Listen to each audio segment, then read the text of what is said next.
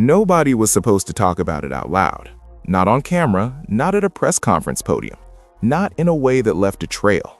But somewhere between the opening tip in San Juan and the final buzzer of Game 5, something cracked open that women's basketball had been whispering about in private for months.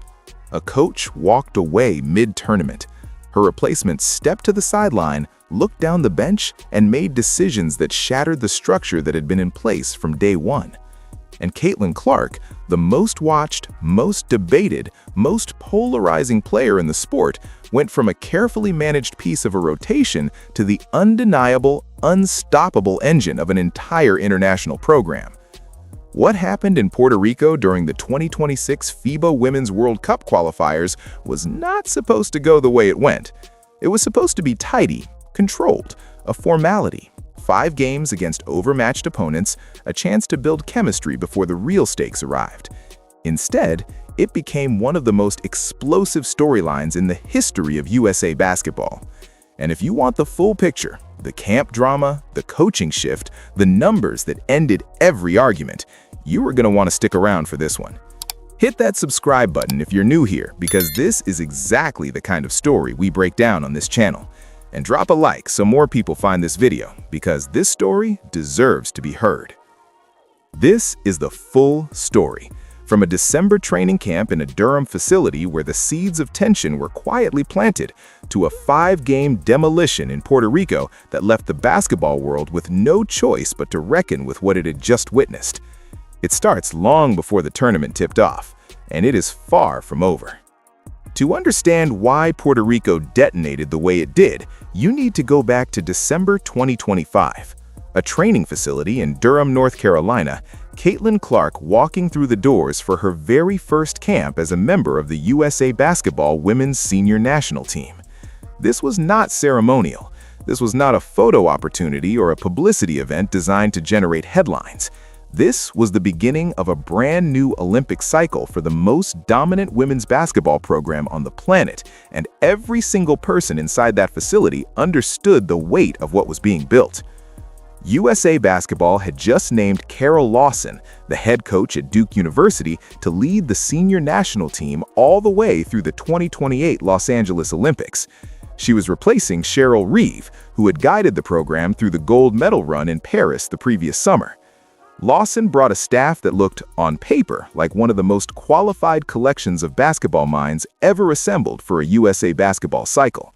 Stephanie White, the Indiana Fever head coach, was on board. Nate Tibbitz, the Phoenix Mercury head coach and a respected tactical mind with deep experience running high-level professional offenses, was on board. Natalie Nasi of the Golden State Valkyries rounded out a staff loaded with WNBA pedigree and real-world credibility. On paper, it looked flawless. In practice, it was an arrangement sitting on a foundation of complicated history that none of these coaches and none of these players could simply leave at the door when they showed up to work. Because the relationships already in the room carried weight. Stephanie White had coached Clark through her turbulent 2025 WNBA season with the Fever, a season that had already generated its own friction and its own headlines. And Carol Lawson was stepping into a program that was about to experience its most significant generational shift in a decade, with the most scrutinized player in women's basketball now officially in the fold. What most people on the outside did not see during that December camp was what Clark was privately navigating just to be there. She was coming off a 2025 WNBA season that had been essentially stolen from her by injuries. We are not talking about a minor physical setback or a stretch of bad luck.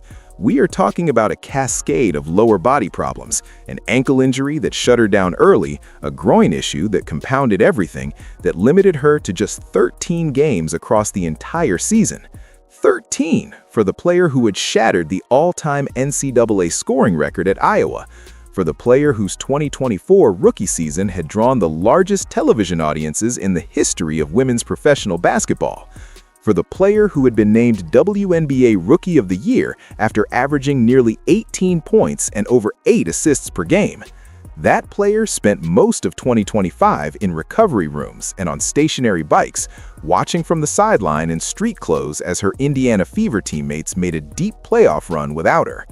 An entire competitive year, functionally erased. So when she arrived in Durham in December, the questions around her were real and they were serious. Could she move laterally with the burst she had before?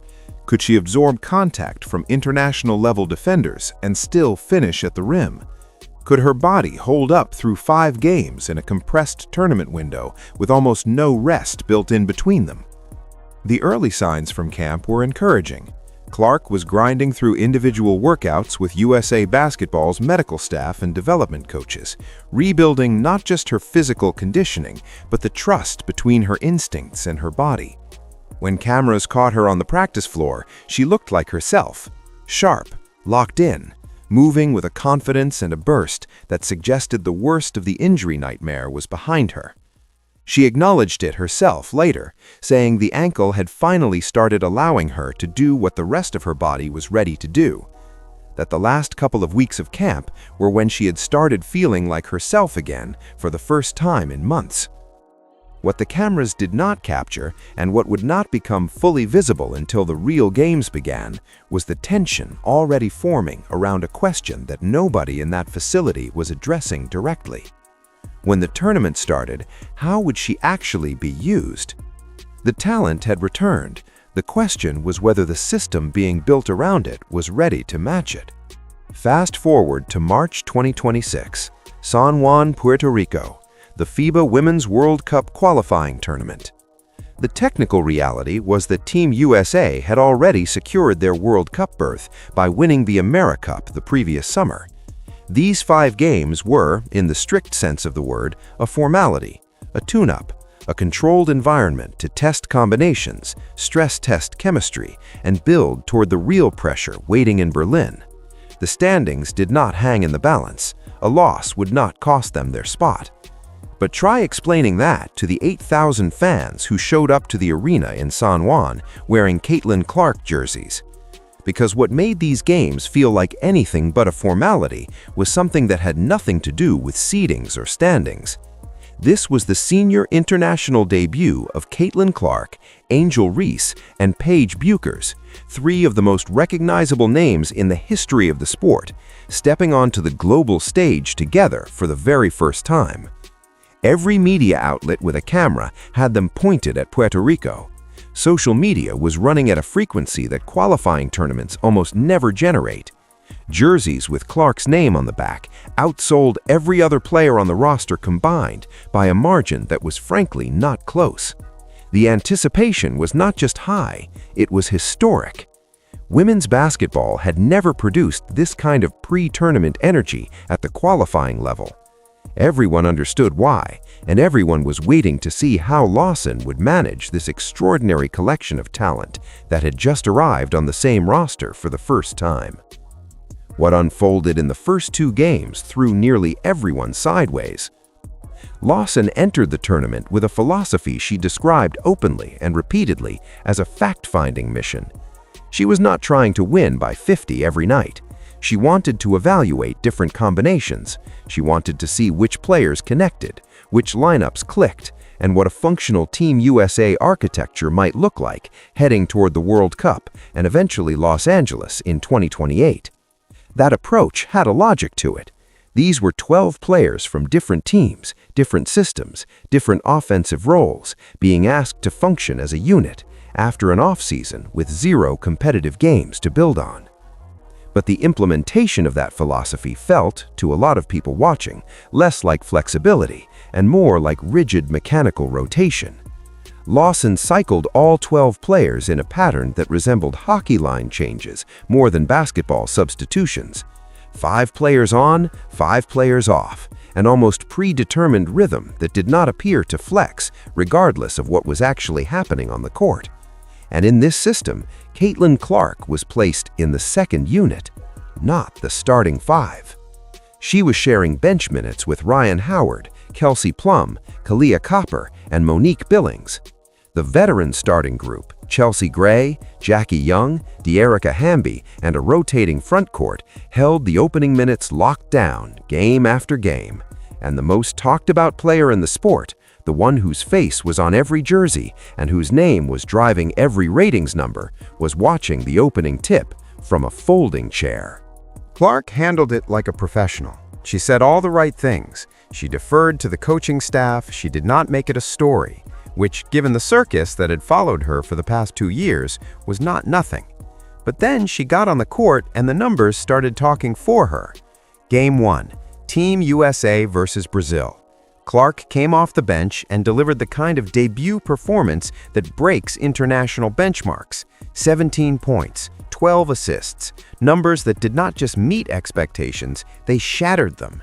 In her first senior international appearance, she did not merely contribute to the offense, she transformed its pace and geometry in real time. The ball moved differently when she had it. The floor opened in ways it had not been opening. Players found shots they had not been finding. Lawson acknowledged it afterward, calling Clark one of the most dynamic playmakers in the world and praising the way she immediately elevated everything around her. And then, nothing changed. For Game 2 against Puerto Rico, the rotation-heavy system stayed exactly in place. Clark delivered again, 12 points and 5 assists in another comfortable Team USA win. The impact was undeniable. Every metric that could be tracked confirmed it, and the structure around her did not move a single inch. The fan reaction did not stay contained for long. Social media became a bonfire. The question that kept circling louder with every game was pointed and simple. When Clark was clearly the most electrifying player on that floor, when the numbers were proving it in real time, why was she being managed in a role that limited what she could actually do? The frustration was not abstract, it was specific. Fans were watching a coaching philosophy that seemed to value equal distribution over maximum impact, and they were watching it operate with a player on the roster who, by every visible measure, deserved to be the fulcrum of the entire offensive system. The debate was loud before the tournament reached its midpoint. What happened next made it deafening. This is the part of the story that will be argued about for years because framing matters enormously here. Kara Lawson had always known that the Duke NCAA tournament schedule would overlap with the qualifying window. She was simultaneously serving as head coach of the Blue Devils and head coach of Team USA, a dual responsibility that had drawn scrutiny before the first game in San Juan was even played. When Duke's schedule demanded her presence on campus, she stepped away from the Team USA sideline.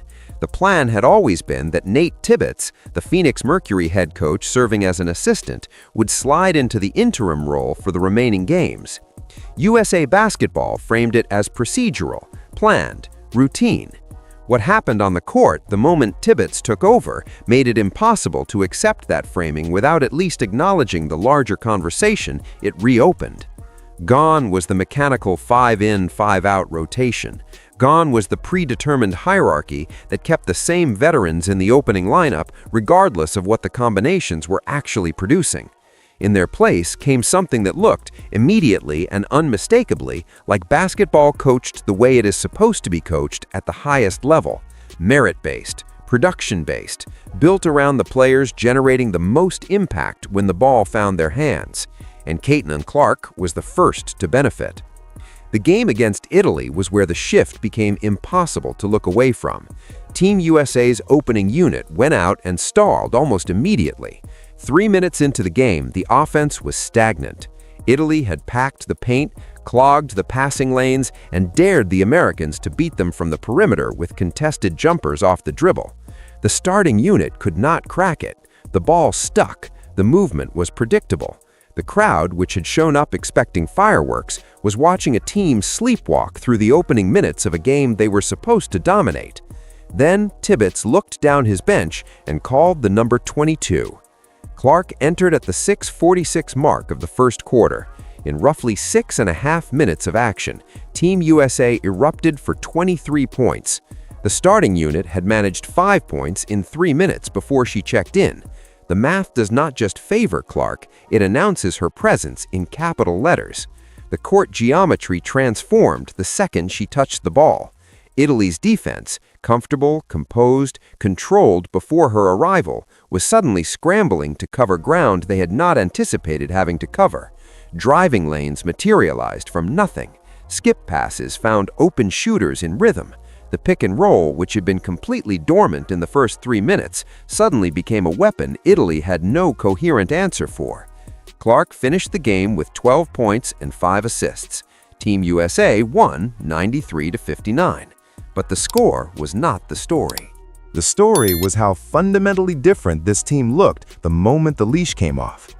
And here is what set Tibbitz apart in that moment, what made what he did afterward genuinely remarkable for anyone who understands how political international basketball coaching actually is. He walked to the podium after the Italy win, and he did not give vague coach speak. He did not filter his words through layers of diplomatic hedging designed to protect everyone in the room. He acknowledged plainly, directly, and on record that the previous approach had not been optimal. He did not accuse anyone, he did not name names, he did not frame it as internal dysfunction, but he said, without flinching, that stability in roles, clarity in assignments, and building the offense around the team's best playmakers was the path forward. That the group performed at its highest level when players knew their jobs and the system was designed to maximize elite talent rather than distribute minutes like a participation trophy. In the world of international basketball coaching, where every public word is weighed against future relationships and political consequences within the federation, what Tibbitz did at that podium was genuinely bold. He chose clarity over diplomacy. He chose the evidence over the institutional hierarchy. He looked directly at what the scoreboard had been saying for 3 games and refused to pretend he did not see it. The basketball world took notice immediately. The game against New Zealand brought the next evolution, and it brought it in the most visible way possible. Tibbitz did not just adjust the rotation for that game, he rewrote it from scratch. For the first time in the entire qualifying tournament, Caitlin Clark was in the starting lineup from tip-off. Alongside Chelsea Gray, Kelsey Plum, Monique Billings, and De'Erica Hamby, she walked out for the opening possession as a starter for Team USA. What followed was not a competitive game, it was a demonstration. Team USA demolished New Zealand 101-46. Clark orchestrated from the top of the key with a confidence and command that made the first 2 games feel like they had been played by a different team. 14 points on efficient shooting, perfect from the free throw line, a team-high 6 assists in just 23 minutes. The offense moved faster. The ball found open players in rhythm instead of forcing its way through clogged lanes. Players cut with purpose instead of standing in place waiting to be told when to move. The spacing was exactly what it needed to be, and it was exactly what it had not been in the games before Clark was given the role that matched her actual capabilities. She was not manufacturing impact in limited minutes off the bench anymore. She was setting the tone from the very first possession, dictating pace, controlling tempo, making every player around her measurably better just by being on the floor in the right role. The contrast with the first 2 games was not subtle. It was not open to interpretation. Even casual viewers who had never watched a minute of WNBA basketball in their lives could see it. This was not just a lineup change. This was a declaration about what this team could become when it stopped being cautious about fully empowering the players at the top of its talent hierarchy. But Tibbitz was not done. Later in the tournament, he made a move that sent the basketball internet into an absolute frenzy. He put Clark and Paige Buchers in the backcourt together. This was the pairing that fans had been speculating about, theorizing about, and arguing about since the moment both players were named to the roster.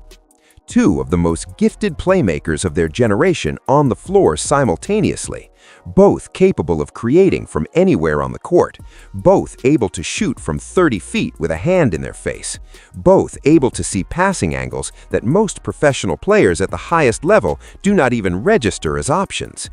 The result was an offensive clinic that bordered on cruel. When those 2 shared the court, the math of defending became functionally impossible. Open shooters appeared on every possession because no defense could credibly commit to helping off either one of them. When a rotation collapsed on Clark, Buchers was open in space. When it collapsed on Buchers, Clark had a runway to the basket. The paint opened up in ways it simply did not exist when the offensive system was built around less dynamic ball handlers. It was the kind of live, on-court evidence that does not require an analytics argument. It does not require a debate. It answers the question with results visible to anyone paying attention. Tibbitz did not treat that backcourt pairing as a curiosity or a one-time experiment. He treated it as a weapon, a legitimate tactical option he was prepared to deploy whenever the game demanded it. The message that sent to the basketball world was unmistakable. It is important to step back here and acknowledge something that tends to get buried under the noise of fan outrage and social media fire. Kara Lawson's original approach was not a conspiracy against Caitlin Clark. Lawson had been transparent about her philosophy from the beginning. She said publicly, before the tournament even tipped off, that these qualifying games were an evaluation period. She wanted to see which players connected with which lineups. She wanted to understand which combinations produced the right offensive and defensive chemistry. She was building toward a program that would need to function at its absolute peak 2 years from now in Los Angeles, and she was working with a roster of 12 players who had never shared a floor in this specific configuration. Players arriving from different WNBA teams, different offensive systems, different individual roles, after an offseason with no regular season games to generate natural chemistry. That logic is not irrational. USA Basketball has historically operated exactly this way in early cycle windows. When Cheryl Reeve was building the 2024 Olympic team, there were similar evaluation periods where rotations were fluid and roles were not cemented until the final roster picture became clear. The philosophy of watching how pieces fit together before committing to a hierarchy is not careless coaching.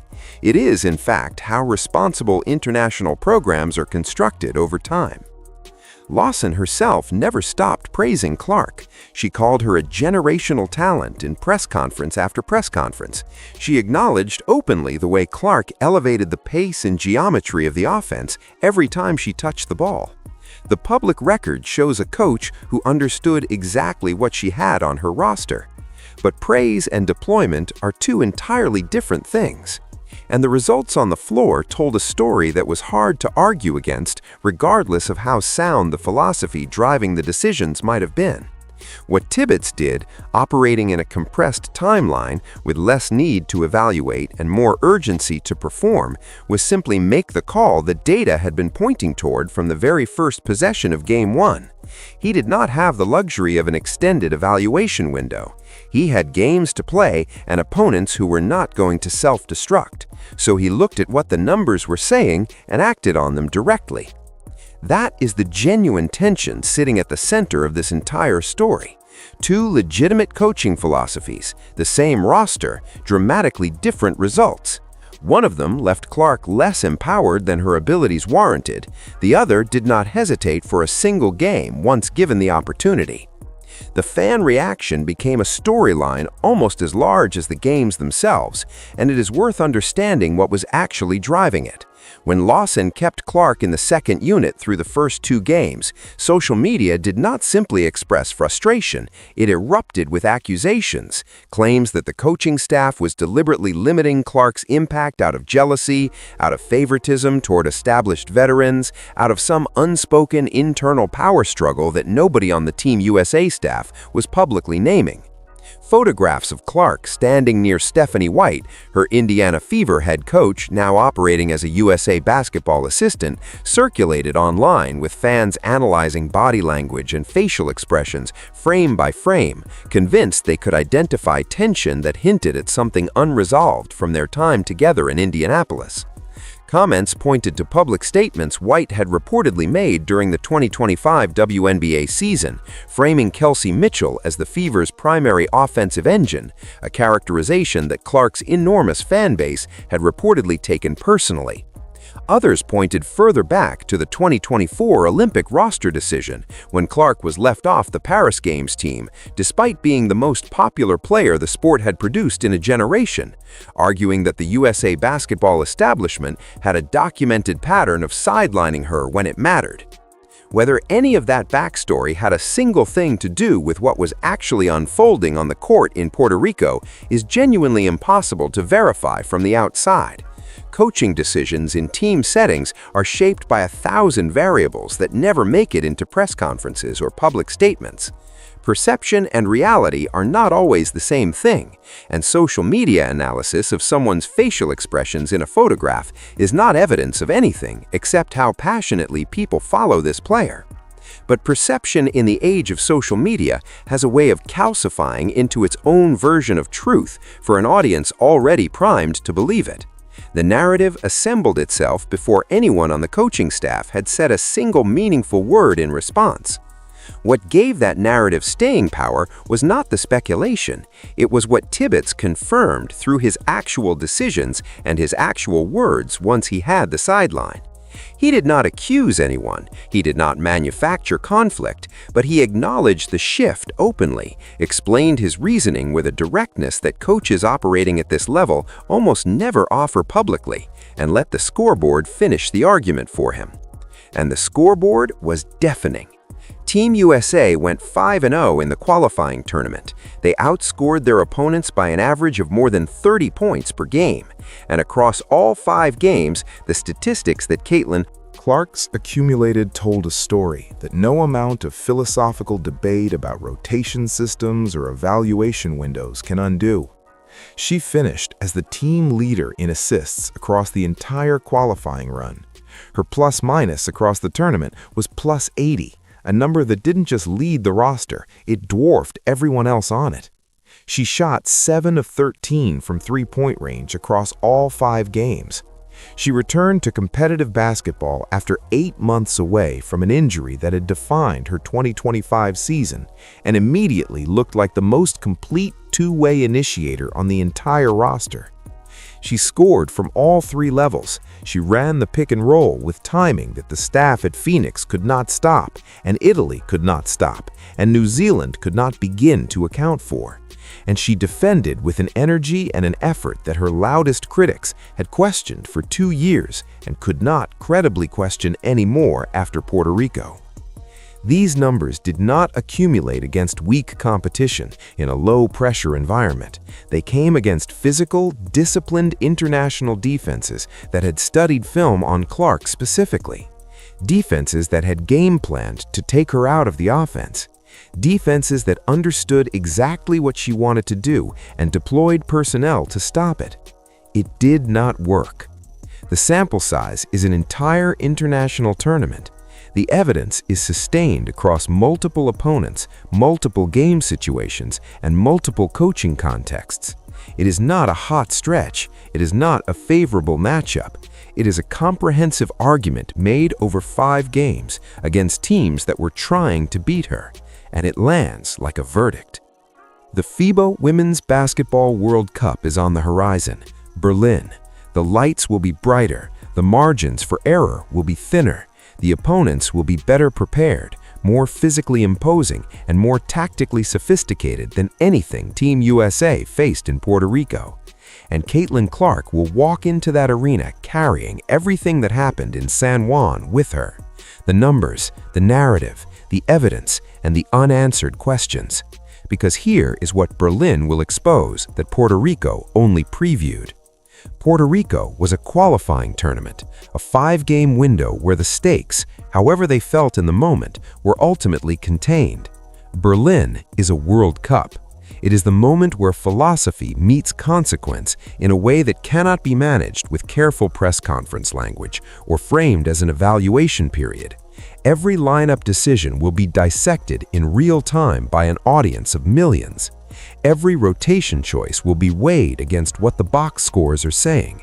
Every moment where Clark is either empowered or constrained will be visible to everyone watching, and the results will be immediate and unforgiving. The blueprint from Puerto Rico is already drawn. The evidence is already on record. The coaching decision that unlocked this team fully, measurably, and undeniably has already been made once, and the results are documented. What Berlin will determine is whether the lessons of San Juan were genuinely absorbed or whether the institutional forces that produced the first two games have a way of reasserting themselves when the pressure and the politics and the relationships in the room get heavier. That is the real stakes heading into Germany. Not whether Clark is good enough. That question was answered so thoroughly in Puerto Rico that it no longer requires discussion. The question is whether the system around her is good enough to match what she is. Because if Puerto Rico was the warning, the place where the gap between potential and deployment was exposed clearly enough that even the coaches on the sideline could not avoid acknowledging it publicly, then Berlin is where that gap either closes for good or becomes the defining conversation of an entire Olympic cycle. The game, the system, and the future are about to collide on the biggest stage women's basketball has. And when that moment arrives, one thing is already certain. Whatever happens in Berlin, it will not be quiet. And this time, nobody will be able to say they didn't see it coming.